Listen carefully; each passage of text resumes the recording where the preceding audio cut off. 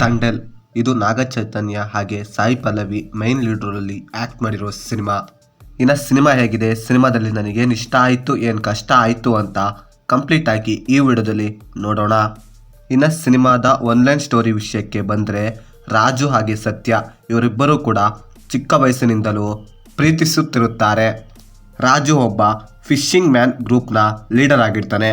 ಇವನು ವರ್ಷದಲ್ಲಿ 9 ತಿಂಗಳು ಮೀನು ಹಿಡಿಯೋಕ್ಕೆ ಹೋಗ್ತಾನೆ. ಇನ್ನು ಬಾಕಿ ಇರೋ 3 ತಿಂಗಳು ಸತ್ಯ ಜೊತೆ ಇರ್ತಾನೆ. ಒಂದು ಟೈಮ್ನಲ್ಲಿ ಕೆಲವೊಂದು ರೀಸನ್ನಿಂದ ಸತ್ಯ ರಾಜುವಿಗೆ ಫಿಶಿಂಗ್ಗೆ ಹೋಗಬೇಡ ಅಂತ ಹೇಳ್ತಾಳೆ. ಆದರೆ ರಾಜು ಹೋಗ್ತಾನೆ.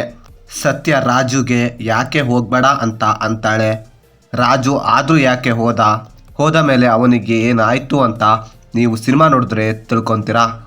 ಇನ್ನು ಸಿನಿಮಾದಲ್ಲಿ ನನಗೆ ಪಾಸಿಟಿವ್ ಅನಿಸಿದ್ದು ಅಂದರೆ ಅದು ನಾಗಚೈತನ್ಯ ಹಾಗೆ ಸಾಯಿ ಪಲ್ಲವಿ ನಡುವೆ ಇರೋ ಲವ್ ಸೀನ್ಸ್ ಎಪಿಸೋಡ್ಸ್, ಹಾಗೆ ಅಲ್ಲಿದ್ದ ಕೆಲವೊಂದು ಕಾನ್ವರ್ಸೇಷನ್ ಹಾಗೆ ಡೈಲಾಗ್ಸ್ ತುಂಬ ಚೆನ್ನಾಗಿತ್ತು ಅಂತೀನಿ. ಹಾಗೆ ಸಿನಿಮಾದಲ್ಲಿ ಬರೋ ಸಾಂಗ್ಸ್ ಹಾಗೆ BGMs ತುಂಬ ಚೆನ್ನಾಗಿತ್ತು. ಸಿನಿಮಾದಲ್ಲಿ ಬರೋ ವಿಜುವಲ್ಸ್ ಹಾಗೆ ಸಿನಿಮಾಟೋಗ್ರಫಿ ಈಸ್ ಗುಡ್ ಅಂತೀನಿ. ಇನ್ನು ಸಿನಿಮಾದಲ್ಲಿ ನನಗೆ ನೆಗೆಟಿವ್ ಅನಿಸಿದ್ದು ಅಂದರೆ ಇದರ ಕತೆ and story.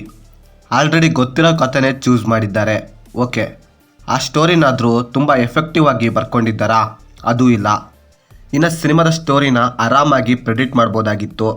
Already trailer cut ನೋಡಿದ್ದವರಿಗೆ ಗೊತ್ತಿರುತ್ತೆ ಸಿನಿಮಾದ ಸ್ಟೋರಿ ಏನು ಅಂತ. ಅದೇ ಸಿನಿಮಾದಲ್ಲೇ ಇದೆ, ನೋ ಚೇಂಜಸ್. ಸಿನಿಮಾದಲ್ಲಿರೋ ಫಸ್ಟ್ ಹಾಫ್ ತುಂಬ ಚೆನ್ನಾಗಿರುತ್ತೆ, ಆದರೆ second half drag and predictable ಆಗಿರುತ್ತೆ. ಆ್ಯಂಡ್ ಸಿನಿಮಾದ ಕ್ಲೈಮ್ಯಾಕ್ಸ್ ಸ್ವಲ್ಪ ಎಫೆಕ್ಟಿವ್ ಆಗಿ ಇದೆ, ಅದು ನಮಗೆ ಸ್ಯಾಟಿಸ್ಫ್ಯಾಕ್ಷನ್ ಮಾಡುತ್ತೆ. ಇನ್ನು ಓವರಾಲ್ ಆಗಿ ಹೇಳೋದಾದರೆ ಇದೊಂದು ಜಸ್ಟ್ ಓಕೆ ಮೂವಿ ಅಂತೀನಿ. ಓನ್ಲಿ ನಾಗ ಚೈತನ್ಯ ಹಾಗೆ ಸಾಯಿ ಪಲ್ಲವಿ ಅವರ ಪರ್ಫಾರ್ಮೆನ್ಸ್ಗೋಸ್ಕರ ಸಿನಿಮಾ ನೋಡ್ಬೋದು. ಆ್ಯಂಡ್ ಸಿನಿಮಾನ ಫ್ಯಾಮಿಲಿ ಜೊತೆ ಆರಾಮಾಗಿ ಕುತ್ಕೊಂಡು ನೋಡ್ಬೋದು, ಯಾವುದೇ ಬ್ಯಾಡ್ ಸೀನ್ಸ್ ಇರೋದಿಲ್ಲ. ಸೊ ಇದು ಫ್ರೆಂಡ್ಸ್, ನನಗೆ ಸಿನಿಮಾ ನೋಡಿದಾದ್ಮೇಲೆ ನನಗೆ ಅನಿಸಿದ ಒಪಿನಿಯನ್. ನೀವೇನಾದರೂ ಆಲ್ರೆಡಿ ಸಿನಿಮಾ ನೋಡಿದರೆ ನಿಮಗೇನು ಅನಿಸ್ತು ಅಂತ ಕೆಳಗಡೆ ಕಮೆಂಟ್ ಮಾಡಿ. ಹಾಗೆ ನೀವೇನಾದರೂ ನಮ್ಮ ಚಾನಲ್ಗೆ ಫಸ್ಟ್ ಟೈಮ್ ವಿಸಿಟ್ ಮಾಡಿದರೆ ಸಬ್ಸ್ಕ್ರೈಬ್ ಮಾಡಿ, ಹಾಗೆ ಪಕ್ಕದಲ್ಲಿರೋ ಬೆಲ್ ಬಟನ್ನ ಕ್ಲಿಕ್ ಮಾಡಿ. ಮತ್ತೆ ಬೇರೆ ವಿಡಿಯೋದೊಂದಿಗೆ ಸಿಗುವ. Bye friends.